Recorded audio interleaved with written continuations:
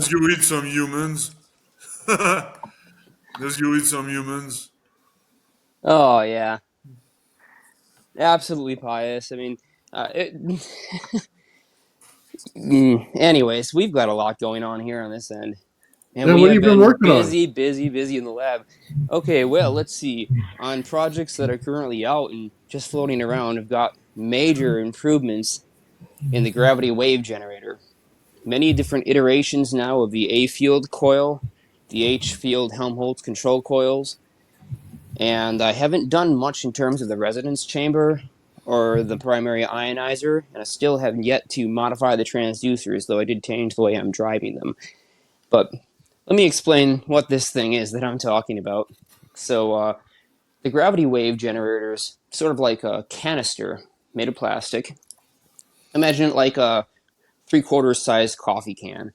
Okay. And on the top of it is a perforated sort of like 4 millimeter holes that are spaced apart by like 8 millimeters, just in sort of a hexagonal pattern on the top, and it's all 3D printed parts. And then underneath that set of holes on the plastic, that's just to allow some, air in and out and allow some sound in and out, but still have some kind of mainly flat surface for the sound waves to bounce off of.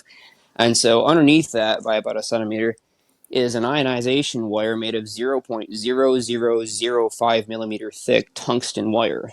And the great part about that wire having such an insanely freaking small cross section, which, by the way, this stuff is so delicate as you're working with it to try and wind it around in an ionizer spiral. If you were to, say, take your two fingers and hold it, fairly tight between your two fingers, and then you let somebody drop a chopstick on it, like a wooden, bamboo, like a bamboo chopstick from Chinese takeout, right?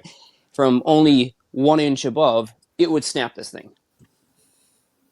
That's how delicate it is. So it's hard to work with, but the cross section is so small that at 10 kV potential, it can send ions flowing 20 feet away. Um, That's a lot. So it adds a tremendous acceleration potential, and once you hit about 10 to 15 kV, if there's a grounded object within 6 inches of it, your current at about 10 kV will start rising, and by the time you hit 15 kV compared to 10 kV, your current will have gone up by a full order of magnitude. And if you try to go all the way to 20 kV, it'll have to go up by another full order of magnitude. So what can happen here because of this is you have a really huge amount of ions, but you don't have a particularly high acceleration potential between the ionizer and the ground plate. So it can create a massive amount of ions in a really small volume, aka an ultra high cold plasma density. And this cold plasma fills the inside of this canister. And it travels from the top, where the ionizer is, towards the brass face of 7 piezo transducers raised in a hexagonal grid. Each transducer is spaced 3 millimeters away from the base plate and of the bottom of the cylinder, and that gives them a tiny little resonance cavity so that they can freely oscillate, and gives a space for the wires that connect each of them to pass out. And so that's what's going on inside the canister. So you have these ions that are produced at the top. There's a huge, huge number of them. They flow down somewhat slowly by comparison through the air, bumping into free air molecules and putting pressure on stuff, and things getting in the way. And as they're doing this, they're also producing an electric wave because they're charged particles. And as charged particles move from one place to another, they produce a traveling electric field, which, viewed at 90 degrees, produces a transverse magnetic field. So now we have this source of energy that's radiating off electromagnetic fields just from the ions flowing.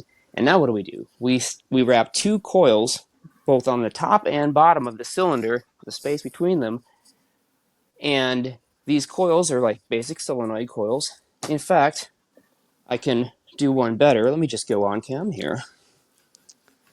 Oh, yes, that's not going to help anybody until I click settings and tell it to use the other camera. That does work. There you go. Okay, so I guess I'll start back over. So here is the ionizer mesh. I don't know how visible it is, but you might be able to see there's an extraordinarily thin wire between each of Oh, those you little barely see notches. it. Now, if we look down inside the canister, we have 7 piezo transducers. And so I'm going to plug this back in because that thing is so sensitive. If I bump it or anything touches it, it'll break. And so now as those ions are moving from the top to the bottom, these two coils are oscillating with an alternating current magnetic field. That has a north on the top at any given point and a south on the bottom. They're both arranged to produce the same polarity of vector axes. And so those ions, instead of traveling just straight down a line, they'll now start to take little cyclotron loops. And as the field reverses, they'll take one loop and then go back. So now you can see that there's a more complex motion. We've taken a linear motion that does have an acceleration. So the ion starts out and mainly moves slowly all the way down to right about the tip where it hits those transducers, and then it suddenly accelerates because the electric field there by those transducers is stronger. Now we've added this spin back and forth. We've added a vortex motion, counter-rotating vortex motion, but we haven't added enough because now what we want to add is a vortex inside of a vortex. So to take this simple wrapping back and forth motion and to make it go like this in little loops, sort of like you taken a spring and wrapped it into a circle, now we use the A-field coil. The A-field coil is the most interesting part of this gadget, and it's what's different about my machine than any other machine that has come before it so far as I know. And that is this coil has wires in the center, I'll show you one that's out, that are completely straight, parallel with each other, whereas on the outside they are at an angle. But I made sure that they were very straight in the center to make sure that the A-field vector potential axes coming off this coil passes through the inside of the cylinder and encompasses all those charged particles in the cold activated plasma that's flowing from the top to the bottom and being twisted around in cyclotron motion by these coils. And so what this will do is wiggle that cyclotron motion up and down in addition to the force from the piezo transducers. And so I can generate a phase interference between these two by running them at harmonics and control how many loops I get per loop, which is interesting because at that point, when you make an electron or an ion take a really fast curve and it has acceleration potential pushing on it, it actually loses some speed. It doesn't lose any downward speed, but because it's traveling downwards and it's also going in this loop loses speed. And the momentum is actually lost from the charged particle and radiated outwards in the form of a wave that's called Bremsstrahlung radiation. Now, Bremsstrahlung radiation is interesting because you can produce almost any frequency, but in this case, it tends to produce frequencies in the terahertz range. In that double-digit terahertz range in particular, that operates at the interatomic frequencies of physical matter. And so what I'm hoping to do with this is, as that cold activated plasma is moved, because the piezo transducers will only generate a sound wave that actually travels and ripples up and down and creates standing waves inside here, those sound waves are independent. That's not moving the whole entire mass of the particles at once. The sound wave can't move them all at once in a coherent state. It can only move them in a longitudinal wave that propagates through space. But the A-field coil is a bit of magic because it is using a field to move those charged particles, not a pressure wave that's atmospheric. So the velocity of this field is the speed of light, and the velocity of this field is the speed of sound. And so this field can grab all those particles all at once and move them up and down. And what do we call a cold activated plasma that's moving all in unison? We call it a coherent matter state. And it's very interesting when you start to get macroscopic effects with coherent matter states because you can start to generate effects like gravitational waves, or what the patents call a matter wave. It was also referred to by Henry William Wallace as the kinematic field.